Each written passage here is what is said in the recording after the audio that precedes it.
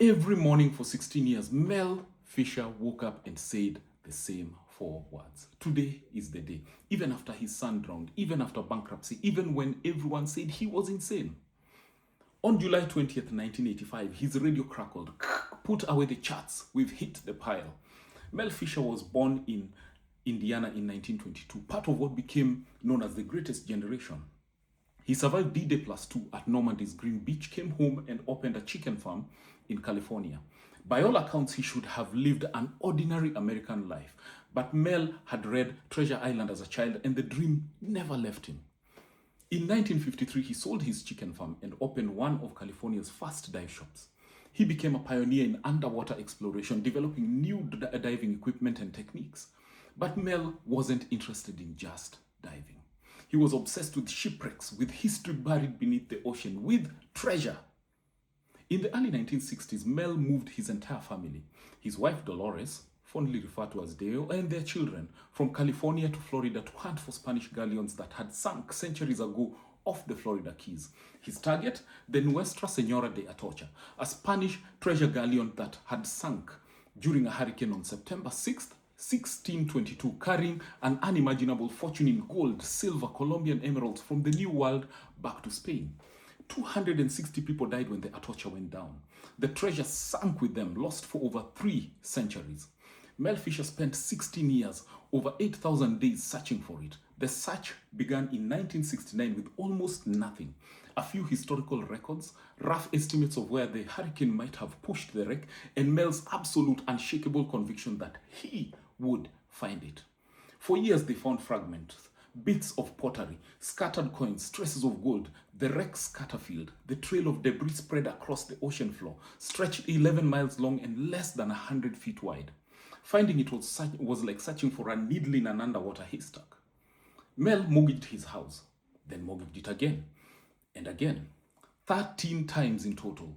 He lived on his boat. The family survived on peanut butter sandwiches. Investors came and went, most convinced Mel was chasing a fantasy.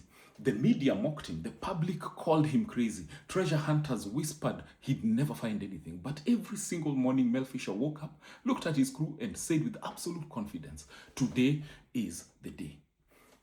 In 1973, they found silver bars that matched their torture's manifest. Mel knew he was close. In 1975, his son Dirk, young, strong, passionate about the search, found 5 bronze cannons with the torture markings. The family celebrated. They were getting closer. A few days later on, July 20th, 1975, Dirk Fisher, his wife Angel, and diver Rick Gage were working on the salvage boat Northwind when it capsized during the night. All 3 drowned. Mel Fisher lost his son and daughter-in-law searching for treasure that didn't exist yet, chasing a dream that had consumed his life and now taken his child's. Most people would have quit. Most people would have said the universe was telling them to stop. Mel was crushed, devastated. His wife Dio was shattered. The next morning, Mel Fisher woke up and said, "Today is the day." And he kept searching. For 10 more years, every day he pushed boats out into the ocean. Every day, divers went down into the murky water searching, sifting through sand, finding nothing. Month after month, year after year, Mel's motto, "Today's the day," became legendary. His crew adopted it. Investors had it. Skeptics mocked it. But Mel never stopped saying it, never stopped believing it. July 20th, 1985. Exactly 10 years after Dirk died, Mel was on one of his boats when the radio crackled. His son Kane, Dirk's brother, now captain on one of the search vessels, came through, his voice shaking with excitement and disbelief. "Put away the charts. We've hit the pile." They'd found the main pile, the mother lode, the heart of their tortured treasure. Under the sand, glinting in their lights, were bars of pure gold, silver ingots stacked like bricks, cascades of coins, pieces of 8 gold doubloons, thousands upon thousands of them, Colombian emeralds, including a 77.76 carat stone, one of the largest ever discovered jewelry, gold chains, armaments, even seeds that when planted centuries later actually sprouted. The immensity of it was staggering. The treasure was valued at over $450 million. Some estimates reached 600 million. After 16 years, after losing his son, after bankruptcy, after ridicule, after endless ocean days with nothing to show, Mel Fisher had found the greatest underwater treasure discovery of the 20th century. But the battle wasn't over. The US federal government immediately claimed ownership, arguing the wreck was in federal waters. The state of Florida sued, insisting wrecks within Florida's 3-mile territorial limit belonged to the state. Spain entered the fray, claiming that as the original owner, they deserved the treasure. Mel Fisher, who just spent 16 years and lost his son finding this treasure, now had to fight 8 more years in court to keep it. The legal battle went all the way to the US Supreme Court. The central question: who owns treasure found in the ocean?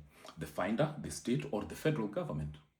In 1982, a federal judge ruled in Mel's favor, marking the first time federal admiralty law was found to supersede state salvage law for wrecks in state waters.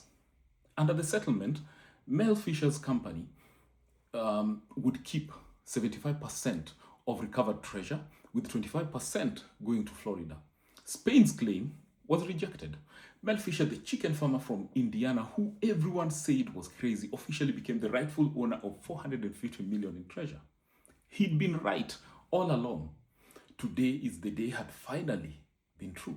Mel Fisher spent the rest of his life sharing his treasure with the world. He opened the Mel Fisher Maritime Museum in Key West, Florida, where portions of their tortured treasure remain on display today.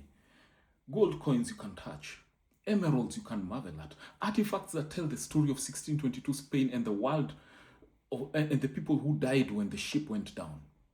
He continued searching for the remaining treasure, hundreds of millions in gold and silver still believed to be scattered across the ocean floor. His family carried on the work, diving the wreck sites, finding new artifacts, living the adventure Mel had dreamt of.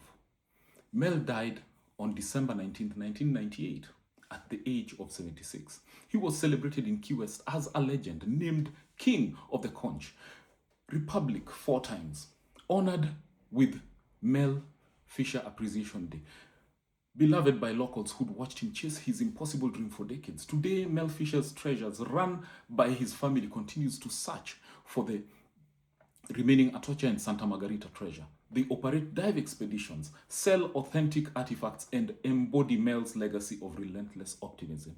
You can still buy actual Atocha coins, pieces of 8 recovered from the ocean floor, certified authentic, held in your hand 3 centuries after they sunk.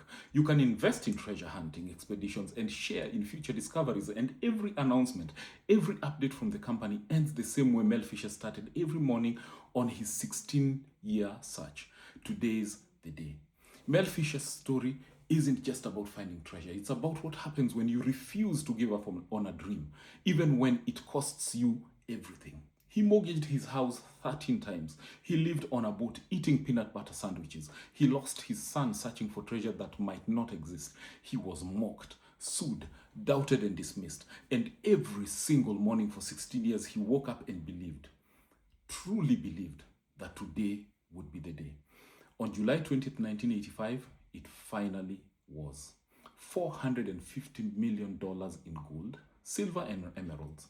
The greatest underwater discovery in modern history. Proof that sometimes dreams, no matter how deep they sink, can rise to the surface. Mel Fisher died wealthy and famous, surrounded by family who continue his work. But his real legacy is in the gold. The 4 words that changed his life. Today is the day. May those 4 words change your life as a Christian, as an aspiring Christian. Let today be your day. That's your bite for today. I am Tony. This has been your 5-minute